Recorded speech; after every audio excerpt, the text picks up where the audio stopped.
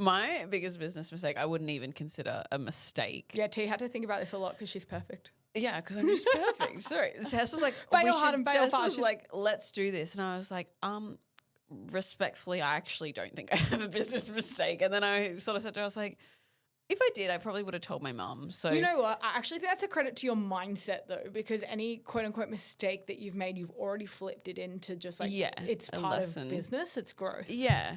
And like, yeah, I can't even say that I've fucked up somewhere majorly with a client or whatever, like either. Like I really, and that's probably comes down to I'm very logical and structured with the way I do things, and that is like me just being pedantic. But my biggest business mistake, if you will, is that I actually started a business when I was in uni. So I probably would have been like 18 or 19.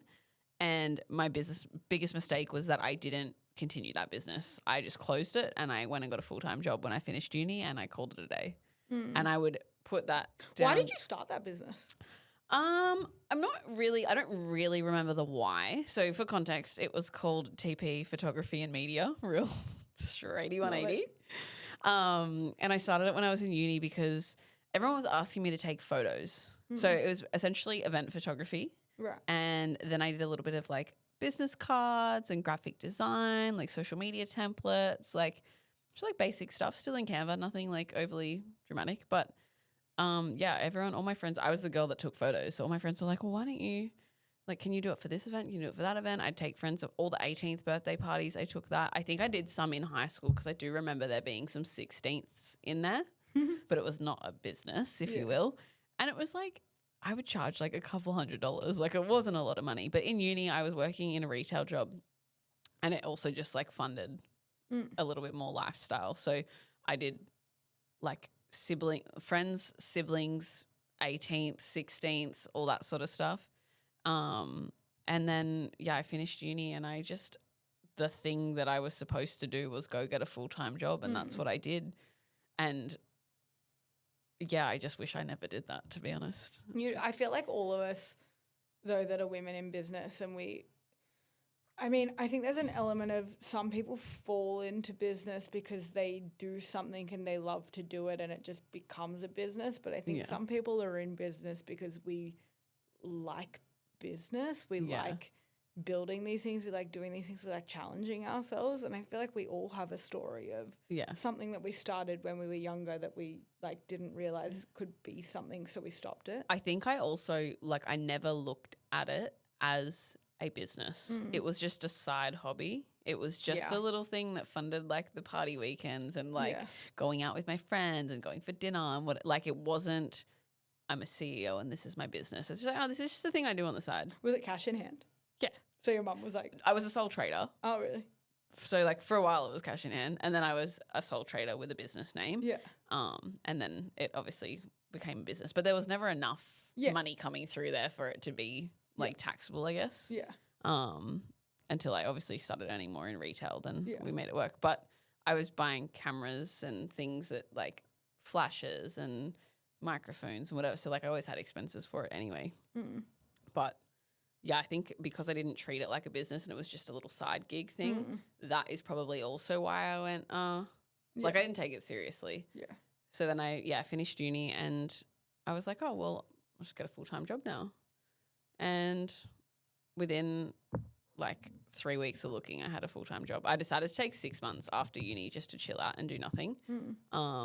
And then when I actually started looking within 3 weeks, I found a full-time job and it just made sense. And everyone's like, wow, she got this job so quickly. Blah, blah, blah. I'm like, yeah, because I'm just whatever. I manifested it. Because I'm a sick. Literally, I don't know. My auntie sent me the link. She was like, hey, this job's in Miranda, like literally around the corner from home. Yeah. I think it might be what you want to do. It's in social media. And I was like, yeah, cool. I applied and I got a phone call the next day. And then I went in for an interview like the day after. Yeah. Like it was just so quick. And if I hadn't done that, I obviously wouldn't have the business I have today. Oh, 1,000%. So like it gave me a skill set and like they were wonderful people to work for and all that sort of thing. But yeah, I do often wonder like what if I pivoted that first business into something else, or what if I kept going with it and it, I don't know. It evolved. Yeah.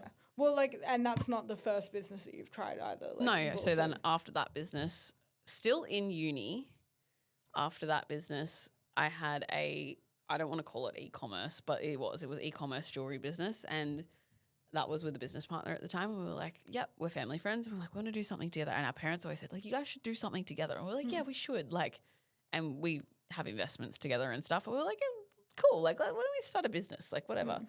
And the reason that didn't work was that we both just didn't have time. I was finishing uni and then I went into full-time work, and she was doing full-time study and then like going overseas to work and travel, and the times were just not going to work, and we didn't have the time to pour into it to make it successful. And then also now, knowing what I know now about e-commerce businesses, the only way it would have been successful was to run ads, and we didn't have the funds for that either. Yeah. Which also we didn't have the stock levels for that either. Yeah. So it was a whole big thing that we probably were a little bit in over our heads, but it was fun. We had a launch party for it. All our friends were buying stuff off us. Like it's great. That was, I think, just more of a passion project, which started as we actually wanted to do clothing or like active wear of some sorts. And then to do the manufacturer thing, we would have had to go overseas, and it was going to be a lot more expense, whereas the jewelry we could source in the country and do the expos and all that sort of stuff. But yeah, lesson learned with that one was that time is a thing. Like, you either invest time or money into a business. That one was both. Like, we both paid out of pocket to buy the stock and do all that sort of stuff. You invest time or money. And obviously now this business was more time at the start, which is obviously better investment than money sometimes. Yeah. Well, what I've seen is like it's been breadcrumbs to the thing, right? Like, without, obviously you prefaced at the start, these weren't mistakes because you know where it's led you. But without those, you wouldn't have hit the ground running the way that you did in this business. But also, I actually don't think either of those businesses would have been sustainable because your heart wasn't in it. Like, I'm like, oh, the jewelry's like so fun and so beautiful, and like it was, but like I also couldn't see myself doing, like, I don't know if you see like the Cullen jewelry, for example, they do the, like, what do they call them, where they go to a hotel room and they like lay out, like I didn't see myself doing any of that. Yeah. As much as I would have been like, I would love to wear diamonds and like whatever, like that's not it. And the photography thing, I'm not a photographer. I'm a content creator, if anything, like. So I think there's obviously there is the reason why they didn't do what they were supposed to do. Yeah. So your biggest mistake was not doing this sooner. Just not doing it sooner. Just going to get that full-time job because I thought that was what you were supposed to do.